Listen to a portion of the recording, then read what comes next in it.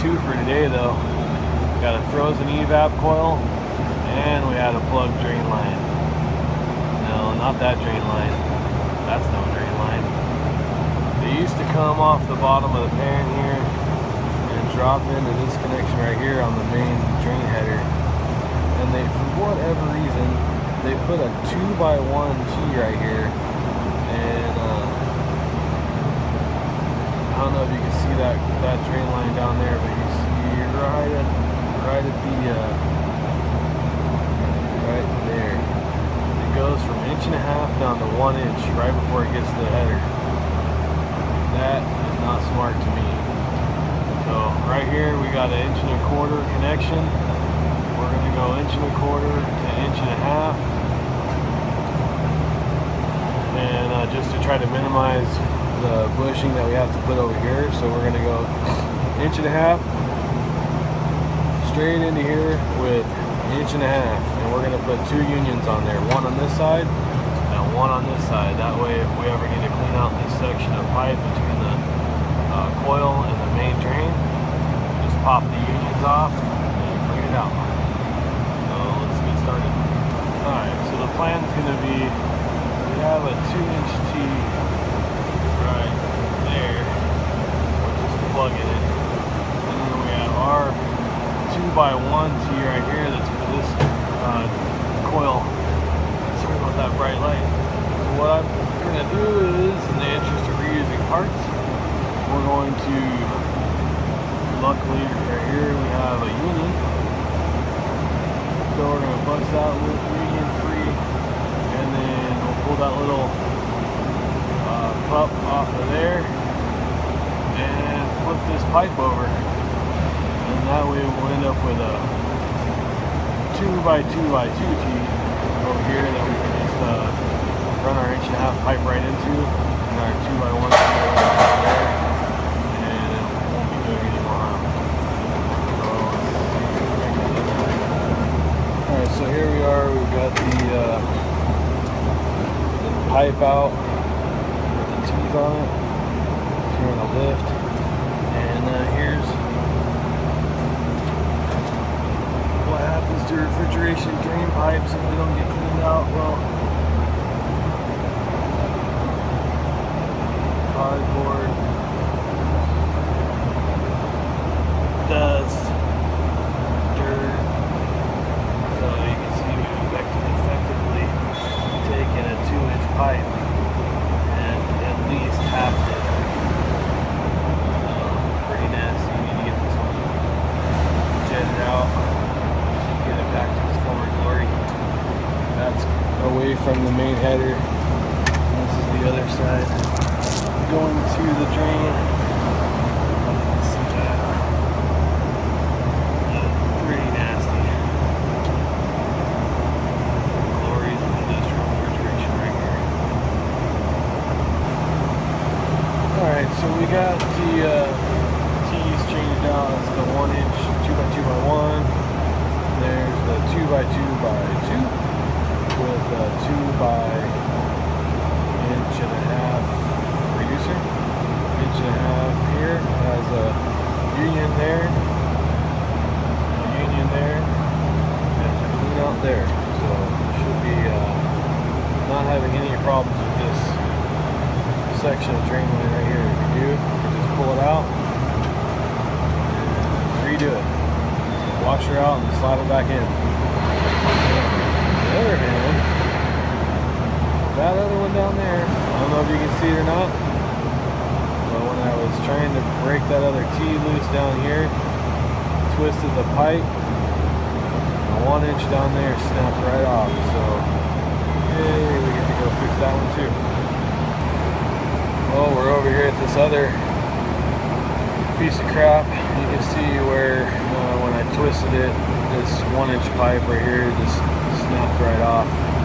So I'm just going to pull this nail adapter out of here, put in a new one, and put a little band-aid on this 1 inch pipe for today. You can see where it goes, same thing here, 2x2x1 to a 1 inch pipe to 1.5 inch pipe, and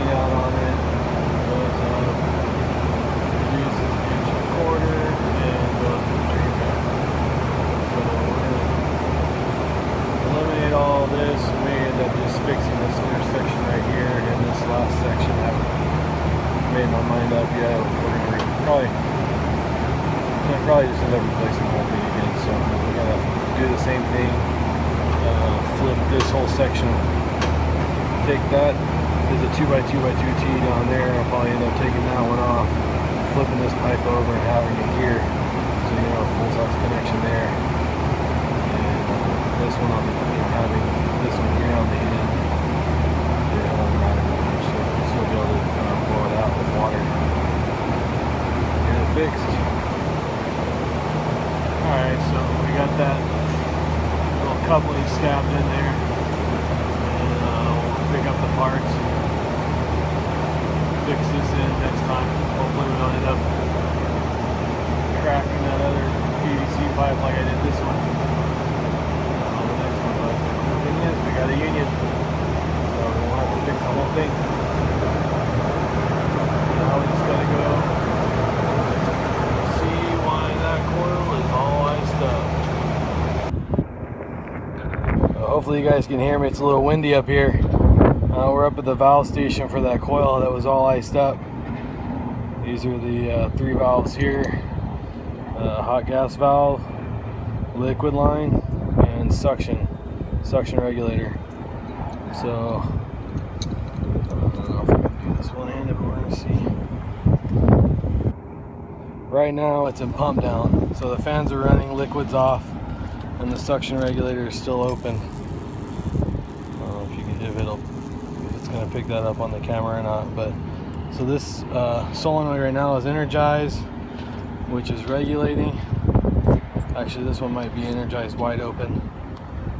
It looks like it is energized wide open. So as long as that solenoid is energized, this suction regulator is wide open to the system. And here we have our suction line. Wet suction line goes back down and over to the compressor room. And this is coming off of our liquid line right here, going down into the coil, back out of the coil, through the suction regulator into the suction line. And then this line is right here, hot gas line, comes way down the rack from the towers. So you have your high pressure hot gas coming here. As soon as it switches over to defrost, this solenoid is going to energize, allow hot gas in to the coil through the liquid line, back up the suction line, and back into the wet suction. So hopefully all that does what it's supposed to be doing. Obviously something's wrong or it wouldn't be all iced up, but I think I was playing with this one about a month ago, trying to get this regulator to feed right. So we'll see what happens as soon as it goes on defrost and starts regulating.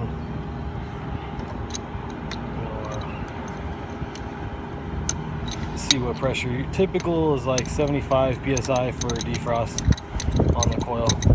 70 to 90, but typical is 75. Pretty much industry standard, so we'll take a look. Alright guys, hot gas solenoid just kicked on.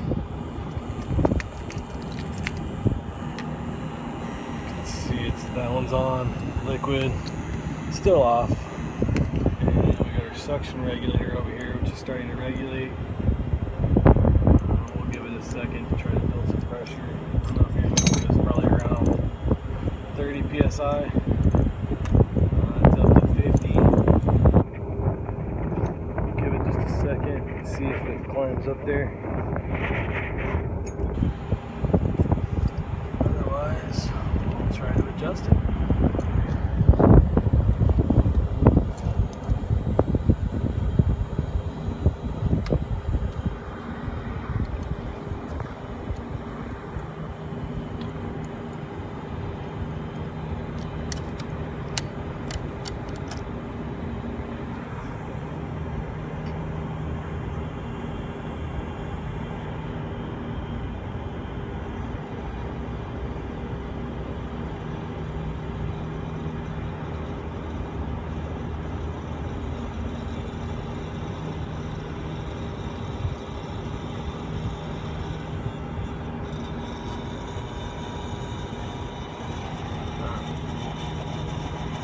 if you can see on this gauge or not, but right where it's at is just above 30 degrees Fahrenheit. That ain't gonna work.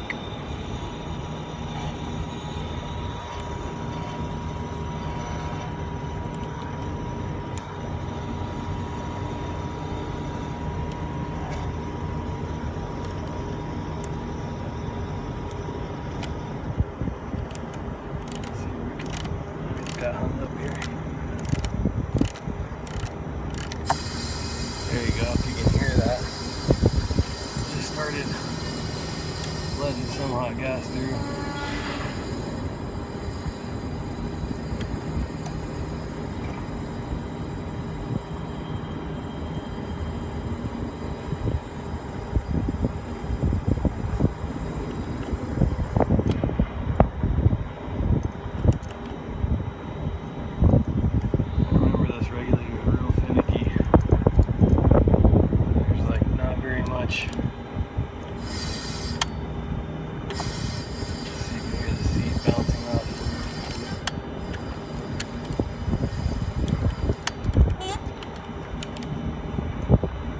Definitely gonna need to replace this regulator.